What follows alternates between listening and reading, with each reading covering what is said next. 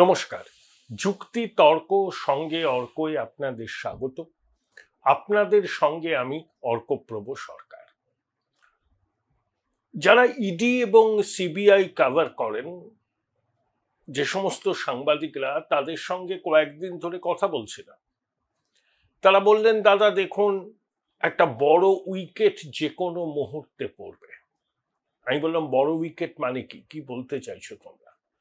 বললো, ওই যে পার্থ বালুর মতো ওই রকম একটা উইকেট পড়ার সম্ভাবনা ক্রমশ তীব্র হচ্ছে।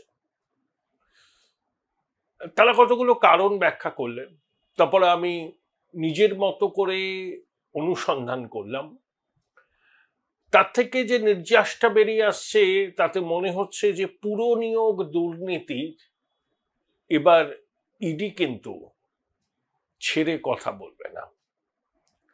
দেখুন, সল্টলেকের অয়নশীলের অফিসে তল্লাশি করতে গিয়ে প্রাথমিক নিয়োগ দুর্নীতির তদন্তে ইডি কিন্তু পুরো নিয়োগ দুর্নীতির হদিশ পায়। তারপর সিবিআই তদন্তের নির্দেশ হয়।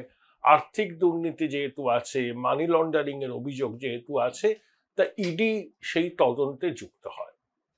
2024 সালের 12ই জানুয়ারি রাজ্যের দমকল মন্ত্রী, বিধাননগরের দাপুটে বিধায়ক সুজিত বসুর বাড়িতে ইডি টানা তল্লাশি করে। এককালে তারা আত্মসহায়ক, এখন সাউথ দমদম মিউনিসিপ্যালিটির ভাইস চেয়ারম্যান সুজিত বাবুর কার্যত ডান হাত। নিতাই দত্তের বাড়িতেও তল্লাশি হয়, প্রচুর ডকুমেন্ট সিজ করা হয়। তারপর কেটে গেছে 1.5 বছরেরও বেশি সময়। ইডি শীত কমে চলে গিয়েছিল। আবার নির্বাচন আসতে ইডির তৎপরতা বেড়েছে। দেখুন, এই কেন্দ্রীয় এজেন্সি, আমি যতই বলি এটা একটা স্বায়ত্তশাসিত সংস্থা, কিন্তু এগুলো কেন্দ্রীয় সরকারের নিয়ন্ত্রণেই চলে। কেন্দ্রীয় সরকারের যারা শীর্ষ নেতৃত্ব, তাদের নির্দেশেই কোন তদন্ত গতিপ্রাপ্ত হবে, কোন তদন্ত ধামাচাপা পড়বে, এটা নির্দিষ্ট হয়। ঠিক যেমন আমাদের সিআইডি, তেমনি কেন্দ্রীয় সরকারের ইডি বা সিবিআই। ইডি অর্থ মন্ত্রকের নিয়ন্ত্রণাধীন হলেও আসলে ইডি চালনা করা হয় অমিত শাহের মন্ত্রক থেকে, আনঅফিসিয়াল। এখন কেন বড় উইকেট পড়ার সম্ভাবনা? দেখুন, পুরো নিয়োগ দুর্নীতির তদন্তে রাজ্যের মন্ত্রী সুজিত বসুর বাড়িতে ইডি আবার তল্লাশি চালিয়েছিল। তার ছেলে রেস্টুরেন্টে তল্লাশি চালায়, নিতাই দত্তের গুদামে তল্লাশি চালায়। বিভিন্ন সূত্রে দাবি করা হয়েছে প্রচুর নথিপত্র তারা জোগাড় করেছিল এবং 45 লক্ষ টাকার নগদ তারা বাজেয়াপ্ত করেছিল। তারপর বেশ কয়েকদিন কেটে গেছে, কিন্তু কয়েকদিন হলো ইডির তৎপরতা কিন্তু খুব বৃদ্ধি পেয়েছে। কোথায় কোথায় ইডি যাচ্ছে দেখুন। বেলেগাড়া সিআইটি মোড় অঞ্চলে একজন প্রতিষ্ঠিত রিয়েল এস্টেট ডেভেলপার আছেন, তিনি হোটেল ব্যবসার সঙ্গেও যুক্ত। তার বাড়িতে ইডি হানা দিয়েছিল। ভদ্রলোকের নাম রণজিৎ চৌধুরী। তার এক দাদাও আছেন, তিনি কাপড়ের ব্যবসা করেন। বেলেঘাটার আদি বাসিন্দা, পুরনো কংগ্রেসী। তাদের পরিবারের এক সদস্য শচীন চৌধুরী কেন্দ্রে মন্ত্রী ছিলেন। হুগলিতে এদের আদি বাড়ি, পুজো হয়। এখন হঠাৎ করে রণজিৎ চৌধুরীর বাড়িতে ইডি হানা দিল কেন? রণজিৎ চৌধুরী সুজিত বসুর প্রায় 40 বছরের পুরনো বন্ধু। সেটা রণজিৎ বাবু ঘনিষ্ঠ মহলেও বলেন যে সুজিত আমার খুব ঘনিষ্ঠ বন্ধু। তা রণজিৎ বাবু, আমি 3-4 বছর আগেও জানতাম, কলকাতায় 100টার উপর স্ট্যান্ডঅ্যালোন বিল্ডিং করেছেন। উনি কিন্তু বড় কমপ্লেক্স করেন না, 4 স্টোরি 5 স্টোরি স্ট্যান্ডঅ্যালোন বিল্ডিং সারা কলকাতা জুড়ে আছে, এবং তার 2টো হোটেল আছে, ট্রাভেলের ব্যবসা আছে, আরো নানাবিধ ব্যবসা আছে। বাড়িতে জগন্নাথ দেবের প্রতিষ্ঠা আছে। তো হঠাৎ করে রণজিৎ চৌধুরীর বাড়িতে ইডি গেল কেন? সুজিত বসুর ঘনিষ্ঠ বন্ধু এই রণজিৎ চৌধুরী, তার বাড়িতে ইডির হানা দেওয়া আমি কাকতলীয় বলে মানতে রাজি নই। যদিও রণজিৎ চৌধুরী এলাকায় রঞ্জু দা হিসাবে পরিচিত, একসময় সিপিআইএম এর সঙ্গে যুক্ত ছিলেন। বেলেগাড়া মানিকতলা জোনাল কমিটি যারা ছিলেন তাদের সঙ্গে রণজিৎ বাবুর ঘনিষ্ঠ সম্পর্ক ছিল, প্রয়াত মানব মুখার্জির ঘনিষ্ঠ ছিলেন, তুহিন বেরার ঘনিষ্ঠ ছিলেন। তো উনি এই ব্যবসাটা করছেন ৯-এর দশকের প্রায় শুরু থেকেই। উনি কিন্তু তৃণমূল জমানায় বড় ব্যবসায়ী হননি, ২ দশক বাম জমানাতে ব্যবসা করেছেন। তারপরে তৃণমূল ক্ষমতায় আসায়, সুজিত বাবু মন্ত্রী হওয়ায় অনেকে বলেন তার ব্যবসা ফুলে ফেঁপে উঠেছে। তাহলে রণজিৎ বাবুর বাড়িতে ইডির অভিযান কাকতলীয় নয়, এটা ওই পুরনিয়োগ দুর্নীতি সংক্রান্ত, এটাই দাবি করছেন যারা খবরাখবর রাখেন। ২, লেকটাউনের রেডিয়েন্ট এন্টারপ্রাইজ, ঢনঢনিয়া ব্রাদার্স, যাদের তালাতলাতে অফিস আছে, ইডির অভিযান। ইডি সূত্র দাবি করছে 10 কেজি সোনার গয়না, সোনার বার, যার বাজার মূল্য 10 কোটি টাকার বেশি, তালাতলা থেকে নগদ 1 কোটি 10 লক্ষ টাকা উদ্ধার হয়েছে। এই যে সোনার গয়না এবং সোনার বার, তার কোনো প্রপার ইনভয়েস নাকি দেখাতে পারেননি ওই ব্যবসায়ী পরিবারের সদস্যরা। ওই যে 1 কোটি 10 লক্ষ টাকার নগদ উদ্ধার হয়েছে, সেই টাকার উৎস তারা জানাতে পারেননি। এরাও কিন্তু ওই প্রভাবশালী মন্ত্রীর ঘনিষ্ঠ, লেকটাউনে বিলাসবহুল ফ্ল্যাটে তারা থাকে। এখন প্রশ্ন হলো যে হঠাৎ তাদের অফিসে, বাড়িতে ইডির অভিযান কেন? দেখুন, প্রভাবশালীরা যাদের নাম এই বিভিন্ন দুর্নীতিতে উঠেছে, তারা দুর্নীতির টাকা কিভাবে ব্যবহার করেন? তারা কি নিজের বাড়িতে নগদ জমা রাখেন? না, রাখেন না। তারা ঘনিষ্ঠ ব্যবসায়ী বা বন্ধুদের সেই টাকাটা দেন তাদের ব্যবসায় খাটাবার জন্য। যখন প্রয়োজন হয় প্রভাবশালীর, তখন তারা বলেন যে আমাকে এত টাকা দিতে হবে, তখন তারা দিয়ে দেন। ধরুন, যারা কনস্ট্রাকশনের ব্যবসা করেন বা যারা রিয়েল এস্টেট ডেভেলপের কাজ করেন, তাদের মজুরি বাবদ নগদ টাকা মেটাতে হয়, প্রতিদিন মেটাতে হয়। যারা কনস্ট্রাকশনের কাজ করেন, যারা রিয়েল এস্টেট ডেভেলপার হিসাবে পরিচিত, সেই নগদ টাকার সংস্থানটা এই প্রভাবশালীদের কাছ থেকে যে নগদ টাকা পান, সেই টাকা দিয়েই নাকি মেটানো হয়। এটা জনশ্রুতি রয়েছে, সত্য মিথ্যা জানি না। কিন্তু প্রশ্ন হলো, ইডি সূত্র থেকে, সংবাদপত্র থেকে জানা যাচ্ছে যে পুরনিয়োগ দুর্নীতিতে কয়েকশো কোটি টাকার অবৈধ লেনদেন হয়েছে। সেই টাকা প্রভাবশালীদের ঘনিষ্ঠ ব্যবসায়ীদের বিভিন্ন ব্যবসায় খাটছে, কিছু টাকা বিদেশে পাচার হয়েছে, ইত্যাদি ইত্যাদি। তাহলে বেলেঘাটার প্রতিষ্ঠিত ব্যবসায়ী রণজিৎ চৌধুরীর বাড়িতে ইডির হানা। 2, লেকটাউন নিবাসী রেডিয়েন্ট এন্টারপ্রাইজের কর্ণধার 2 ভাইয়ের বাড়িতে ইডির হানা, গয়না নগদ বাজেয়াপ্ত করা। এরা দুজনেই কিন্তু এই প্রভাবশালী মন্ত্রীর ঘনিষ্ঠ বৃত্তে আছেন। অনেকে বলছিলেন না যে ইডি কি ঘুমিয়ে পড়ল? দেখুন, মানি ট্রেলিংটা ধরা অত সহজ নয়, আর প্রভাবশালীরা খুব আঁটঘাট বেঁধেই কাজ করে। 2 বছর আগে কাগজে প্রথম পাতায় খবর বেরিয়েছিল যে বিদেশে অ্যাকাউন্ট ভাড়া নিয়ে প্রভাবশালীরা সেখানে টাকা জমা রেখেছে, দুর্নীতির টাকা। দুরাত্মার যেমন ছলের অভাব হয় না, এই দুর্নীতিবাজ প্রভাবশালীরাও জানে কিভাবে দুর্নীতির টাকাকে সরিয়ে রাখতে হয়, কিভাবে বিভিন্ন পদ্ধতিতে এই কালো টাকাগুলোকে সাদা করতে হয়। তাহলে যেভাবে তদন্ত এগোচ্ছে, তাতে কিন্তু এই আশঙ্কাটা অনেকের মনে তীব্র হচ্ছে যে পার্থ বালুর মতো আরো কোনো প্রভাবশালীর দরজায় আবার কড়া নাড়বে ইডি। এবং সেটা কিন্তু নিছক অভিযান করা, নথি তথ্য জোগাড় করার জন্য নয়। নথি তথ্য তাদের জোগাড় হয়ে গেছে, এখন ওই মিসিং লিঙ্কগুলো তারা মেলাচ্ছে। এবং সেই জন্যই দেখুন, ওই প্রভাবশালী মন্ত্রীর ঘনিষ্ঠদের বাড়িতে ইডির অভিযান হচ্ছে। তার মানে তাদের কাছে নিশ্চয়ই কোনো খবর আছে যে ওই প্রভাবশালী মন্ত্রী যার বিরুদ্ধে পুরো নিয়োগ দুর্নীতির অভিযোগ উঠেছিল, সেই দুর্নীতির ফলে প্রাপ্ত টাকা বিভিন্ন জায়গায় সরিয়েছেন। তাহলে ইডির কাছে নিশ্চয়ই খবর আছে যে কাদের কাদের কাছে সেই টাকাটা থাকার সম্ভাবনা এবং সেই টাকা দিয়ে তারা কি করেছেন। সেই জন্যই কিন্তু এই অভিযান, অর্থাৎ এই মালাটা গাঁথা প্রায় সম্পূর্ণ।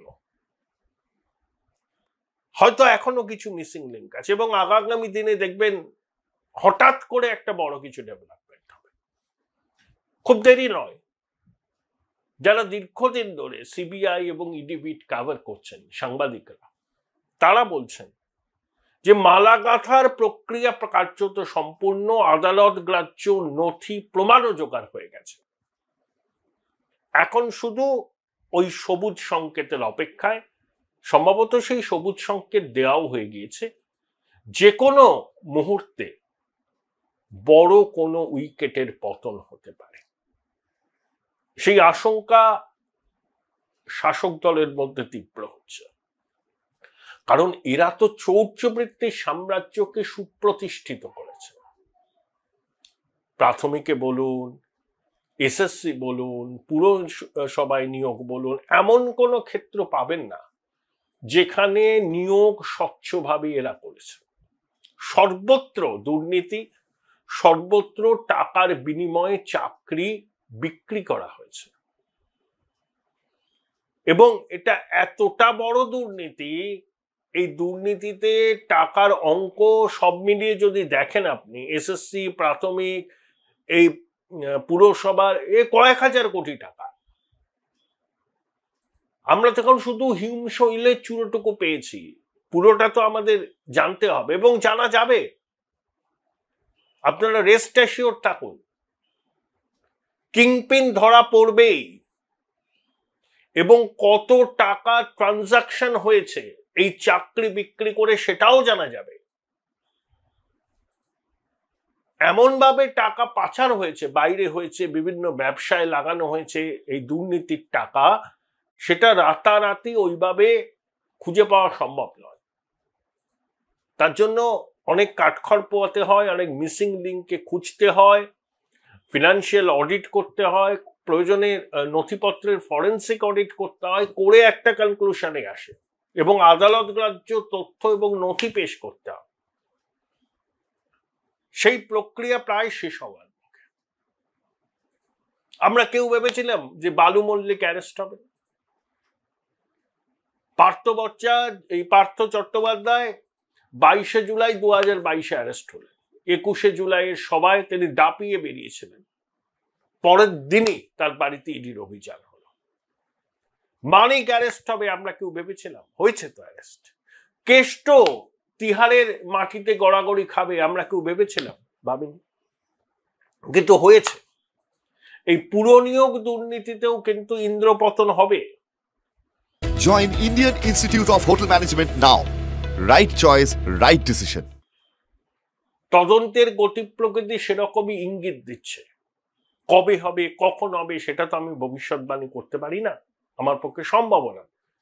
কিন্তু যারা ইডি এবং সিবিআই এর খবরাখবর রাখেন পেশাগত কারণে, তাদের সঙ্গে কথা বলে এইটুকু আমি বুঝতে পেরেছি, যে কোনো মুহূর্তে কোনো প্রভাবশালীর বাড়িতে অভিযান হতে পারে এবং সেই অভিযানে গ্রেপ্তারির সম্ভাবনা উড়িয়ে দিচ্ছে না তথ্যভিজ্ঞ মহল। এবং বিগত কয়েকদিনে পুরনিয়োগ দুর্নীতি সম্পর্কিত ইডির যে তদন্ত বা তাদের অভিযান, সেটা তারই ইঙ্গিত দিচ্ছে বলে অনেকে বলছেন। এসআইআর এর আবহে রাজ্য প্রশাসন চাপে, শাসক দল চাপে। ছোটবাবু বিজেপির স্থানীয় নেতাদের গাছে বেঁধে রাখার পরামর্শ দিয়েছেন।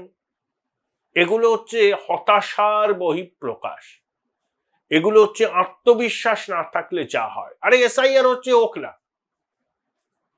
যে সরকার জন্ম থেকে মৃত্যু পর্যন্ত মানুষের পাশে আছে, তাদের আবার এসআইআর এর ভয় কি? তারা তো ড্যাং ড্যাং করে জিতবে। একটা বৈধ ভোটারের নাম যেন বাদ না যায়, এটা কি শুধু তৃণমূলের দাবি, এটা আমাদেরও দাবি। ভারতীয় নাগরিক যার ভোটদানের বয়স হয়েছে তার নাম যেন তালিকায় থাকে। কমিশনের কাজ ইনক্লুশন করা, এক্সক্লুশন নয়। কিন্তু তার মানে এই নয় যে মৃত ভোটারের নাম, একাধিক জায়গায় নাম আছে এমন ভোটার বা অনুপ্রবেশকারী যারা অবৈধভাবে নথিপত্র জোগাড় করে ভোটার তালিকায় নাম তুলেছেন তাদের নাম তালিকায় রেখে দিতে হবে, একেবারেই নয়। তালিকাটাকে ত্রুটিমুক্ত স্বচ্ছ করতে হবে। ভারতীয় নাগরিকরাই জনপ্রতিনিধি নির্বাচন করবে।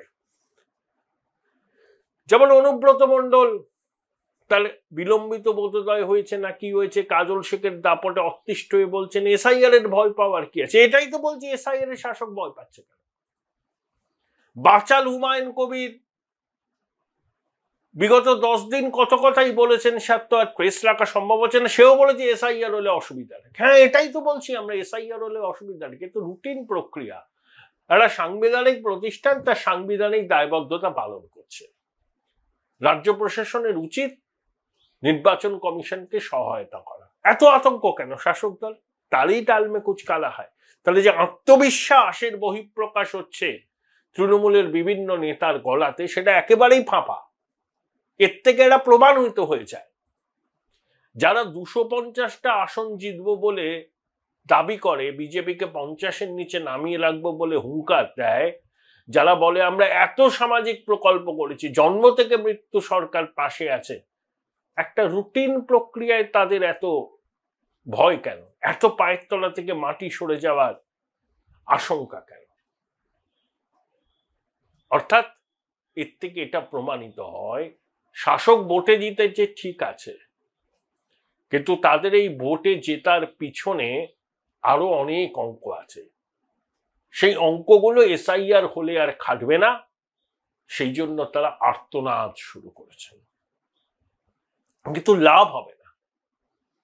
এসআইআর হবে, নো এসআইআর নো ভোট, দেয়াল লিখন স্পষ্ট।